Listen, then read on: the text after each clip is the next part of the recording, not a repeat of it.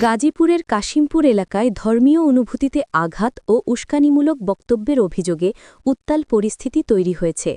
অভিযুক্ত রঞ্জু সাধুর সর্বোচ্চ শাস্তির দাবিতে আজ রোববার কাশিমপুর থানার সামনে সংবাদ সম্মেলন ও বিক্ষোভ করেছেন স্থানীয় তৌহিদি জনতা। ভুক্তভোগী ব্যবসায়ী মোহাম্মদ সোলাইমান হোসেন কাশিমপুর থানায় লিখিত অভিযোগ দায়ের করেছেন।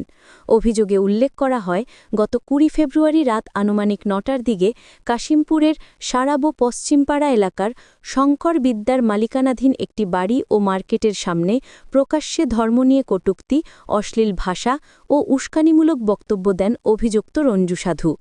অভিযোগপত্রে আরও বলা হয়, অভিযুক্ত ব্যক্তি বিভিন্ন সময় ফেসবুক ও সামাজিক যোগাযোগ মাধ্যমে ইসলাম ধর্ম, মহানবী সাল্লাল্লাহু আলাইহি ওয়াসাল্লাম ও ধর্মীয় মূল্যবোধ নিয়ে অবমাননাকর মন্তব্য করে আসছিলেন। তার এসব কর্মকাণ্ডে স্থানীয় মুসল্লি ও সাধারণ মানুষের মধ্যে ক্ষোভ ও উত্তেজনা সৃষ্টি হয়।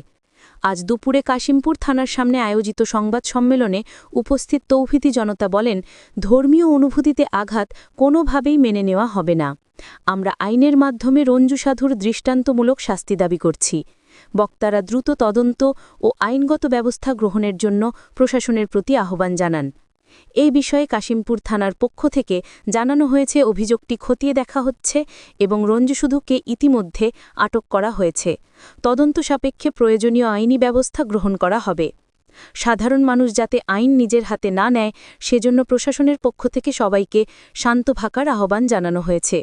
আব্দুর রহিম, ডাকবাংলা টিভি, গাজীপুর।